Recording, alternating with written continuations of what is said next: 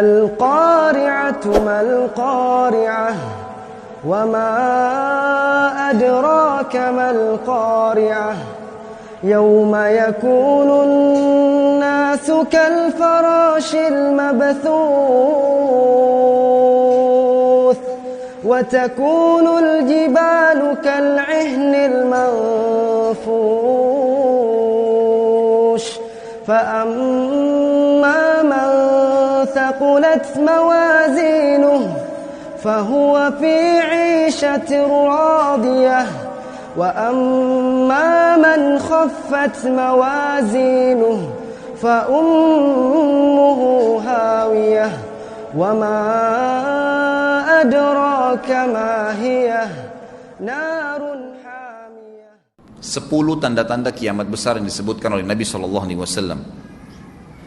Kata beliau, amblasnya bumi di belahan timur yang pertama, terjadi gempa besar. Sebagian ulama hadis mengatakan bagian Asia, di mana Allahu alam. Tapi ini tanda-tanda kiamat besar akan terjadi nanti. Kemudian terjadi lagi longsor bumi di belahan barat. Sisi barat bumi kita tahu wilayah Afrika dan seterusnya. Kemudian amblasnya bumi di Jazirah Arab.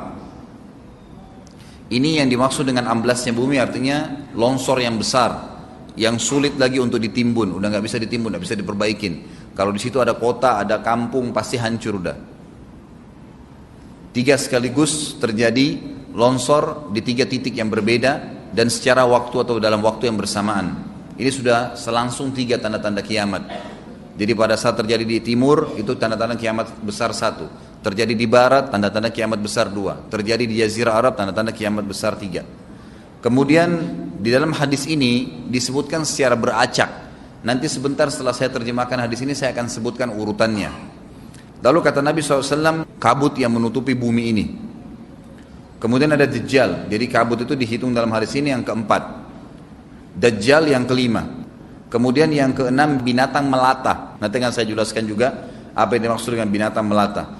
Yang ketujuh keluarnya Ya'juj Ma'juj. Ini juga akan kita jelaskan nanti. Kemudian yang kedelapan matahari terbit dari tempat terbenamnya. Yang kesembilan keluarnya api dari perut kota Aden yang menghalau manusia. Sulit, manusia tidak bisa melalui Jazirah Arab. Kemudian yang ke-10 turunnya Isa putra Maryam. Turunnya Isa putra Maryam. Tentu saya katakan tadi hadis ini disebutkan dan disepakati oleh para ulama sifatnya teracak. Karena cukup banyak dalil-dalil yang lain yang mengurut kejadian ini. Urutan yang pertama dari 10 ini adalah keluarnya Dajjal. Ini urutan pertama. Dajjal, jemaah sekalian, adalah diambil dari kata-kata Dajjalah yang berarti kekacauan. Ciri-ciri Dajjal disebutkan dalam banyak hadis yang sahih adalah mata kanannya yang paling pertama rusak seperti anggur kering. Kata Nabi SAW dalam hadis sahih, ketahuilah Dajjal buta mata kanannya dan Tuhan kalian tidak buta, karena dia akan mengaku sebagai Tuhan. Kemudian dia orangnya memiliki kulit yang kehitam-hitaman serta memiliki dahi yang lebar. Setiap orang beriman bisa membaca di dahinya tertulis 3 huruf kafara. Semua orang yang ngerti tulisan Arab, tidak ngerti tulisan Arab akan bisa tahu dan baca itu. Kafara, kufur. Rambutnya keriting dan orangnya tinggi besar. Kata Nabi SAW, kalau kalian dengar Dajjal keluar di satu lokasi, maka menghindarlah. Walaupun kalian harus lari ke gunung, dia akan keluar membuat kerusakan selama 40 hari. Kata Nabi SAW, 40 hari itu sehari seperti setahun, sehari lagi yang kedua seperti sebulan, hari yang ketiga seperti sepekan, dan sisa harinya seperti hari kalian. Dia akan keliling muka bumi semuanya, dan kata Nabi SAW, seluruh bumi ini akan dimasuki oleh Dajjal. Tidak tertinggal satu lorong, gang, jangankan kota atau desa, kecuali Dajjal akan masuk ke dalamnya, kecuali Madinah dan Mekah. Tidak bisa dimasuki oleh Dajjal. Kata Nabi SAW dalam hadis sahih, karena di setiap pintu gerbang Mekah dan Madinah malaikat menghenuskan pedangnya dan menghalau Dajjal sehingga Dajjal tidak bisa masuk. Pada saat dia tiba di Palestina, waktu yang bersamaan di kota Madinah berkecamuk. Kaum muslimin sepakat semua keluar untuk mengejar Dajjal dan membunuhnya. Keluar dari kota Madinah satu orang yang namanya seperti namanya Nabi Muhammad SAW, Muhammad bin Abdullah, dan dia dari turunan Nabi SAW juga. Dan orang ini punya julukan Mahdi, dikenal dengan Imam Mahdi. Inilah tanda-tanda kiamat yang kedua. Pada saat dia tiba di Mekah, dibaiatlah oleh banyak kaum muslimin, tidak disebutkan jumlah pasukannya, maka terbentuklah pasukan jihad yang mengejar Dajjal menuju ke Palestina. Lalu keluar tanda-tanda kiamat tiga, langsung berentetan semua. Tanda-tanda kiamat besar yang ketiga adalah pada saat pasukan Imam Mahdi dengan pasukan jihad itu tiba di Darul Baydha namanya. Hadis menyebutkan di menara itulah, di masjid itulah Imam Mahdi mampir sholat asar bersama pasukannya. Dikatakan Isa alaihissalam akan turun sambil memegang kedua sayapnya malaikat, dan dari rambutnya yang basah meneteskan air. Maka dia pun turun, lalu kemudian dia masuk, dan orang-orang pada saat itu mengenalnya kalau dia adalah Isa, dan mereka sudah tahu ini masanya keluarnya Dajjal, ini Mahdi sudah ada, mereka tahu akan turun Isa, sudah ada informasi. Seperti saya sampaikan ke Bapak Ibu sekarang, itu muslimin di zaman itu sudah tahu semua. Sholatlah mereka, kemudian mereka menuju ke Palestina. Ringkas cerita adalah Nabi Isa alaihissalam akhirnya tiba dengan pasukan mujahidin di depan pintu gerbang Babulut. Dajjal mengatakan, bukakan pintu gerbang, mereka tidak akan mampu melawan kita karena pasukannya mereka banyak memang.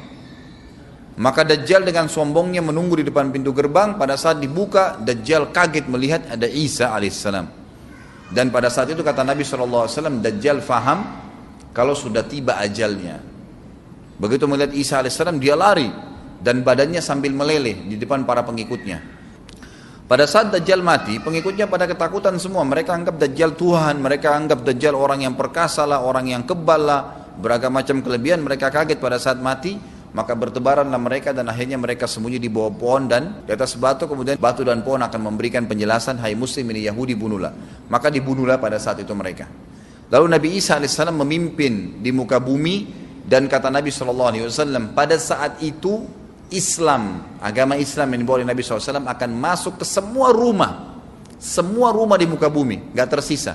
Satu dunia ini semuanya Islam. Hadis sahih.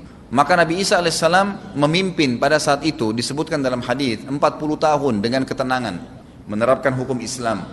Semuanya beriman kepada Allah subhanahu wa ta'ala dan menjadi muslim. Setelah itu keluar tanda-tanda hari kiamat besar yang keempat, yaitu keluarnya Ya'juj dan Ma'juj. Nabi SAW sebutkan ciri-ciri mereka.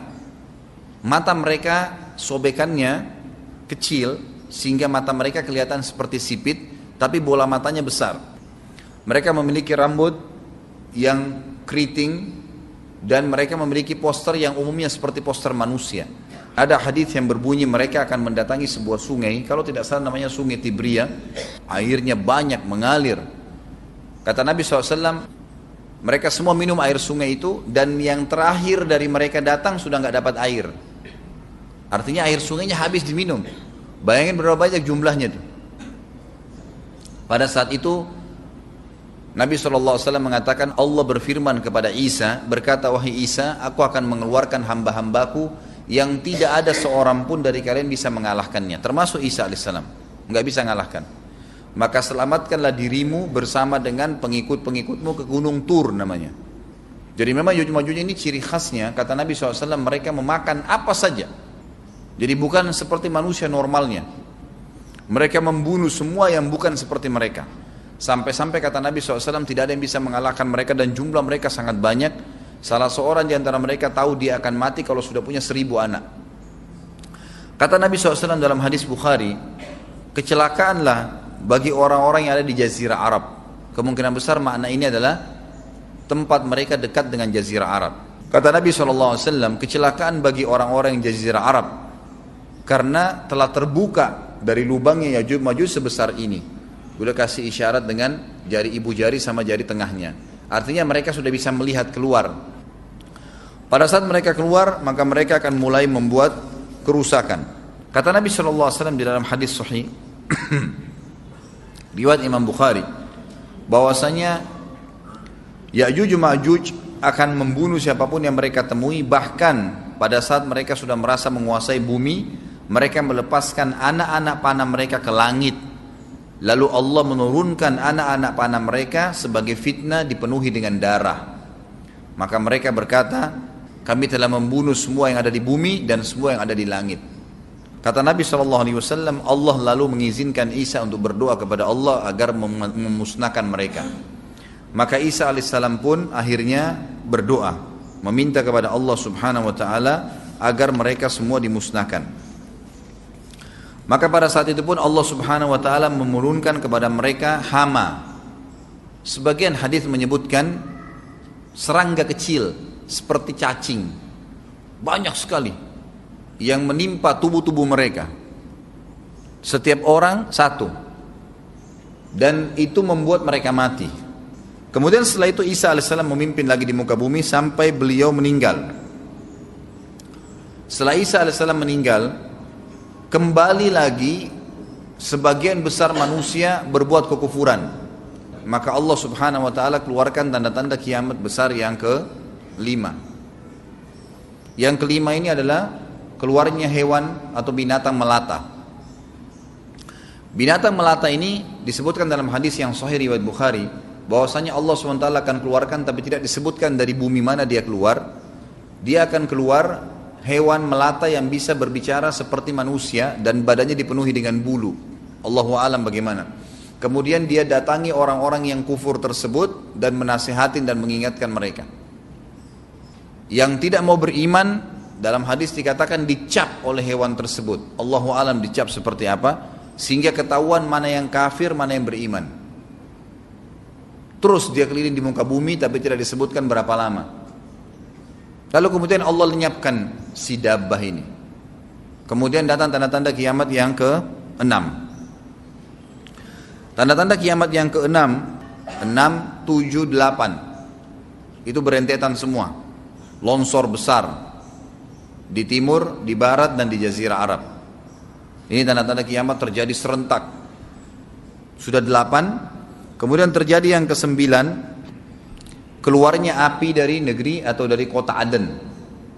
Kota Aden ini di Yaman ya. Tentu hadis menjelaskan tentang masalah api yang keluar ini, artinya api bukan main-main, ini bukan kebakaran sebuah masjid atau sebuah bangunan 10 tingkat. Api ini bisa menghalau manusia untuk jalan karena panasnya. Sebagian riwayat menjelaskan api tersebut akan berdiri seperti gunung yang besar dan dari seluruh pelosok dunia bisa kelihatan.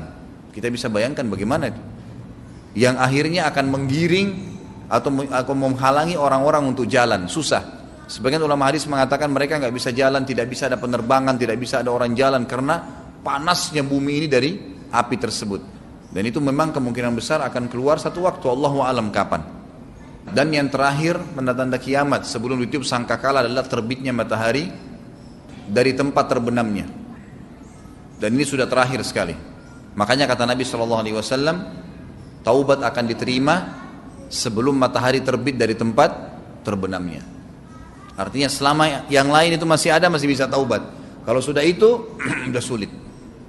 Ini tanda-tanda kiamat.